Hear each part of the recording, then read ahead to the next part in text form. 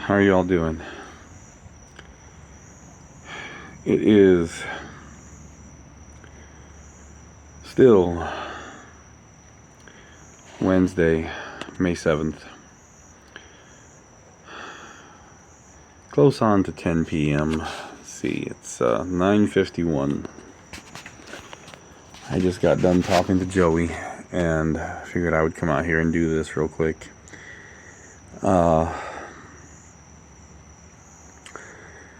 The video I posted earlier is supposed to be a two-part. Part 2 would not upload. I tried and tried and tried and tried, and it would not upload. So, did not get to post the climactic feel good of getting that new battery in there and hooked up and cranking the truck up. It is in there and hooked up, and the truck is now running beautifully.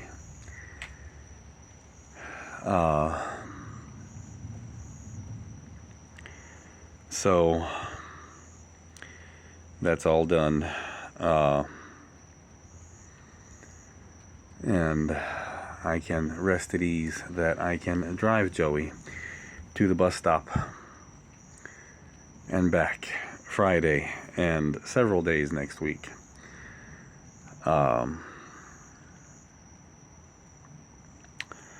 His mom has to cover in Crescent City, which is a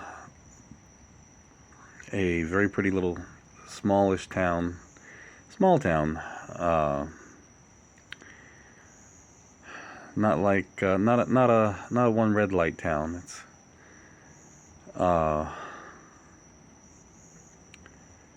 but it is a small town.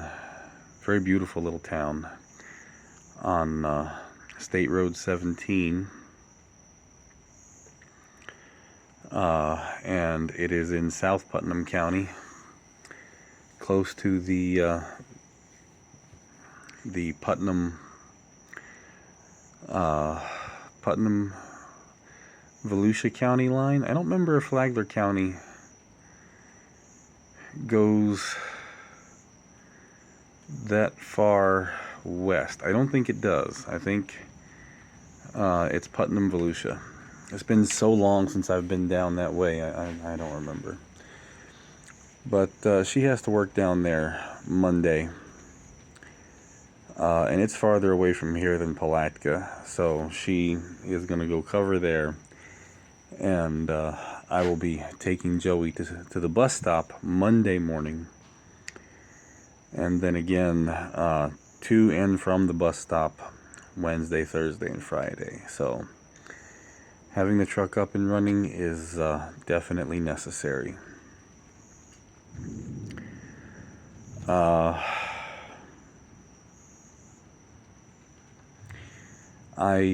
also forgot the other day to include my next appointment with the oncologist.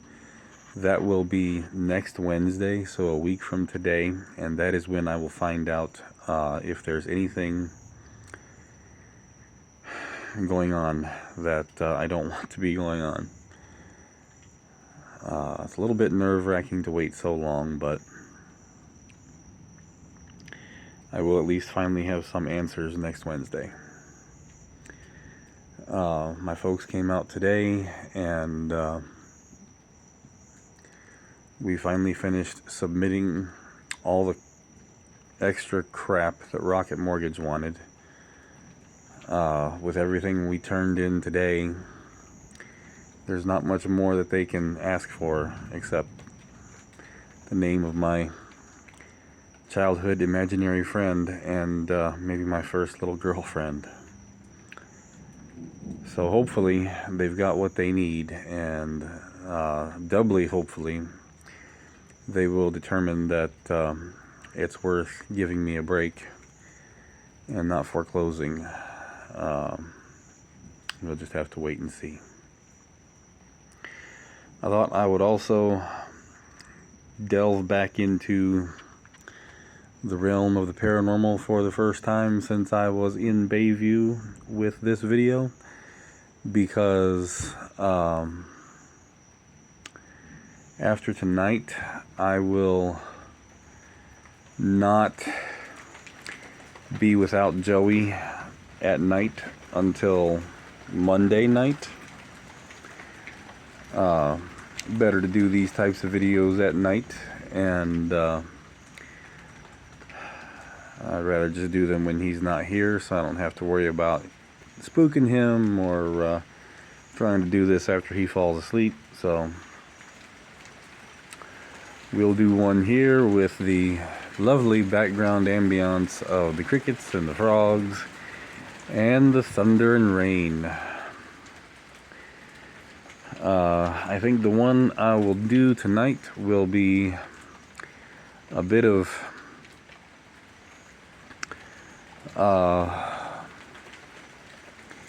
information on some of the happenings and experiences we've had right here in my house and on my property. There are obviously much to cover, lots of stories that I can cover, and I've got stuff that I can go way back to when I was a kid. But I thought tonight we would do something from right here at the house. Flashes of lightning out there. So I've lived on this property since November of 2014, and this house and this property seem to have a few of their own haunts. From what I've been able to uncover, no one that like I said, that I've been able to uncover, no one has passed away in this house. This house was built sometime between 1985 and 1988. We have differing dates for the build, so we're not exactly sure. The builders that built this house are no longer in business, so strange bit of information that's oddly difficult to come by. But as I've said, I've not been able to find any records of anyone passing away in this house. And I've not been able to find any specific records of anyone passing away. Oh my lord. I am congested. I'm not sick, but I'm congested.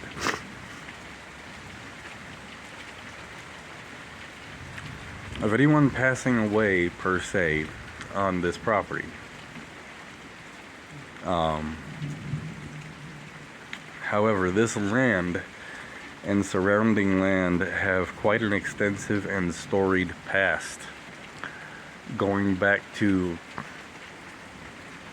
the First and Second Indian Wars, Seminole Wars of the 1820s and 1830s.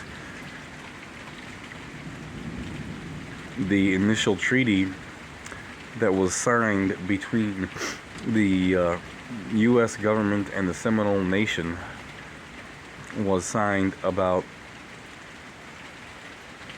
a mile and a half north of where I live. It is now a park called Treaty Park, so named for the signing of the treaty between the U.S. government and the Seminole Nation in 1823, granting the Seminole Nation lands for a reservation and numerous rights on that land. The first Seminole War occurred in the late 1820s, 1827 I believe, and it occurred because the U.S. government kind of reneged on that original treaty deal. Things quieted down, there was peace made, and then a second Seminole War cropped up in the 1830s, and that is when the historically legendary Seminole chief Osceola was cruelly tricked by Colonel, I think he was a colonel, Colonel Jessup.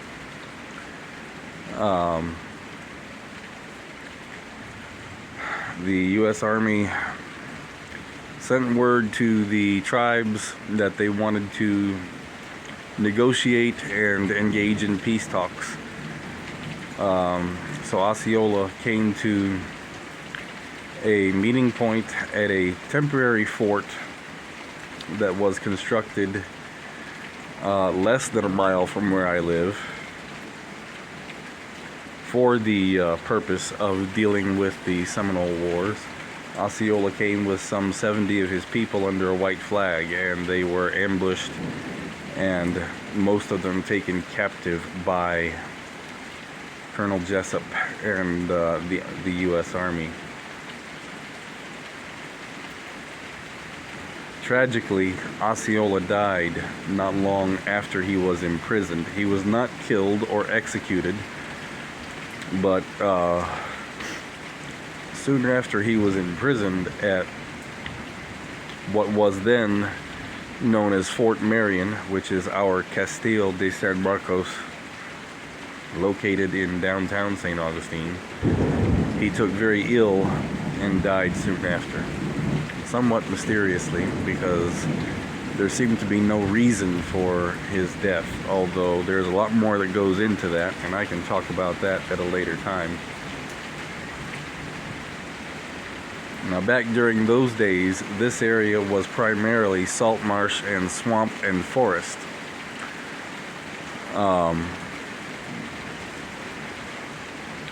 We are not far from Moultrie Creek, which comes off of the Intercoastal Waterway, or the Matanzas River as it's known in the St. Augustine area.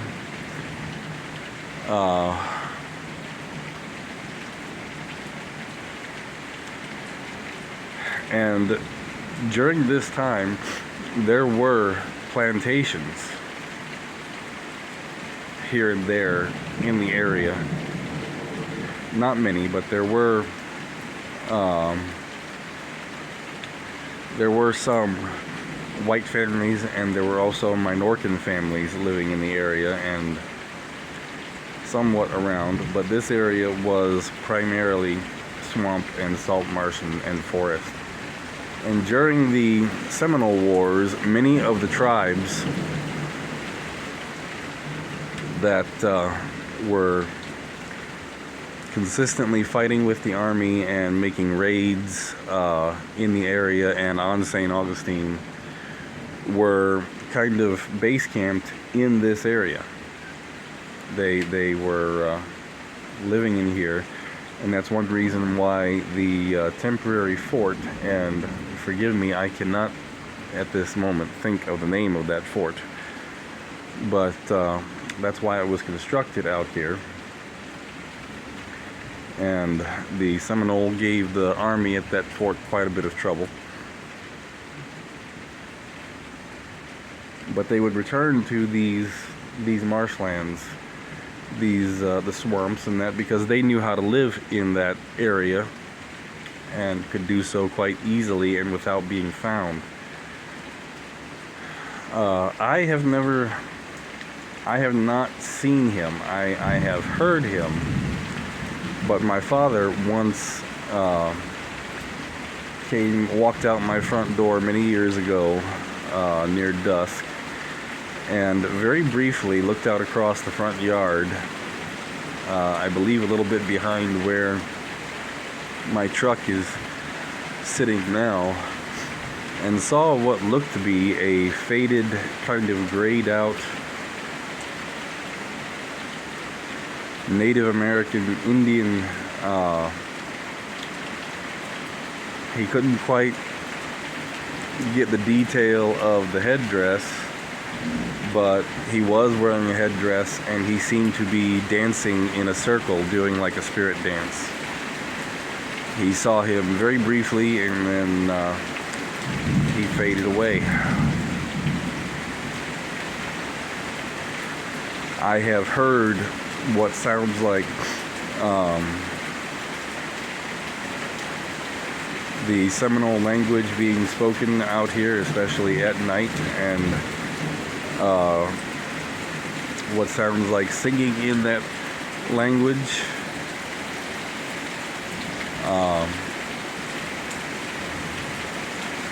Again, briefly, but I have not seen that particular apparition. The ones that I have seen, I've seen two in my house on my upstairs landing by my bedroom door.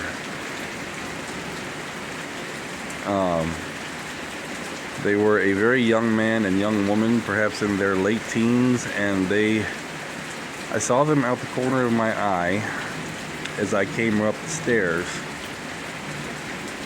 and then they were gone. They were again like grayed out, somewhat undefined, but they looked to be white and wearing like Victorian era clothes, and it seemed like they were very close to each other, kind of holding their hands up against their chests together, speaking, but I didn't see that very clearly.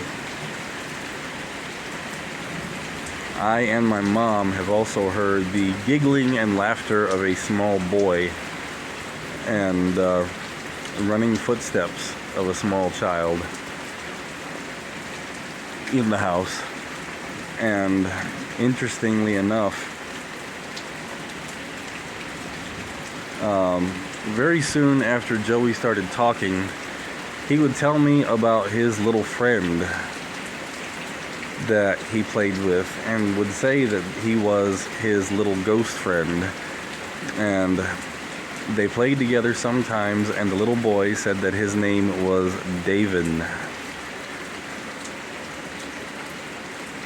Now I've looked that up, and I haven't found any reference to the name Davin, but Devin, obviously, and I asked him if it was Davin or Devin, and he said it sounded like Davin, but who knows. But they used to play together all the time.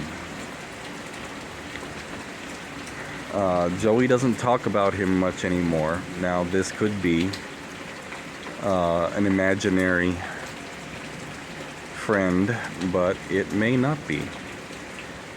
This character, Joey says, has they talk quite a lot. The little boy, Joey says, is about 4 or 5 years old, and Joey didn't before think to ask him about himself. They would play with his toys and talk about his toys. Now again, Joey hasn't mentioned this boy for a while, but has not forgotten him. Has continued, oh my lord, has continued to mention him on and off. It's been a while since he's talked about seeing him, but I have, as recently as a couple of months ago, heard the sound of like a small child giggling and running through my laundry room, which is where I ordinarily hear it.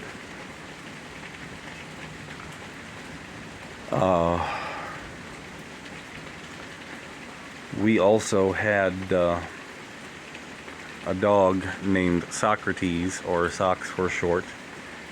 He was a black-mouthed cur and a wonderful dog, amazing dog, brilliant dog. Sadly, he passed away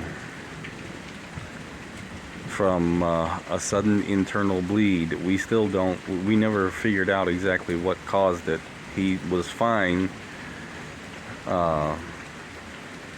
that day, and then into the evening he seemed like he was getting sick and lethargic, and then he had bloody stool in the house, which he never did in the house, and it was bloody, so we raced him to the emergency vet, And we went to go pick him up the following morning to take him to our regular vet because the emergency vet was closed during the day, during the week, and unfortunately they called us as we were on our way and said that he had passed away. And it was like losing a child.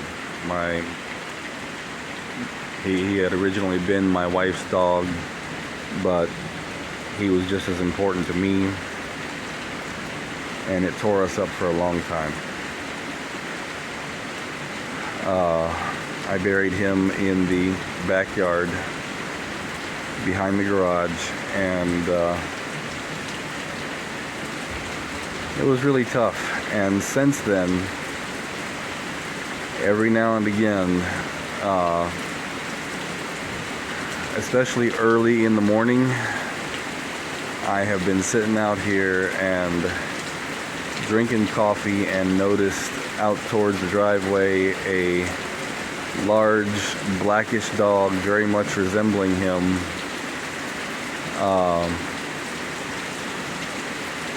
sitting out there staring at me, wagging his tail, and then turning around and running out towards the road or running towards the neighbor's yard and disappearing.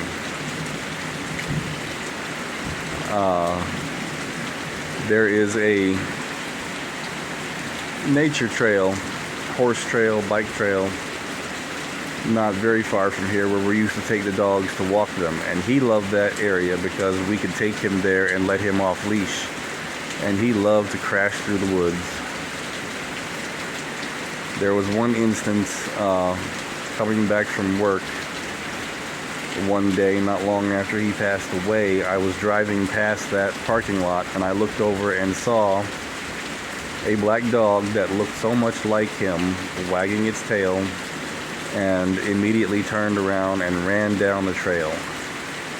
I turned my work truck around and pulled into the parking lot and got out, and could not find or see anything of the dog.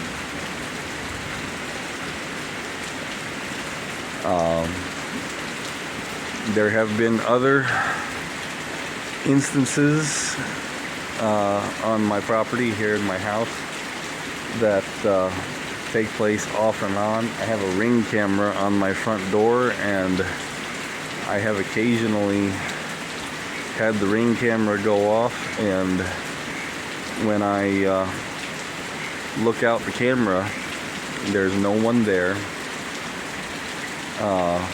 But there have been times where it seemed like there's been this odd distortion standing here in front of my gate. There have been a few others, several others, but nothing as noteworthy. Mostly sounds and impressions that we've all had here since I've lived here. I will talk about some of the others at a later date in a later story. For now, I am getting close to my time limit, so I am going to go ahead and jump off here. I hope those of you that are interested in, or at least entertained by this sort of thing, found it interesting and at least somewhat entertaining. And once again, if you're not interested in this sort of thing, please don't think you have to sit here and watch or listen to the video. Feel free to click off and come back to another one. I am hoping that this storm carries on into the night because this will help me sleep. I hope you all have a good night, and I will talk to you all tomorrow. Bye-bye.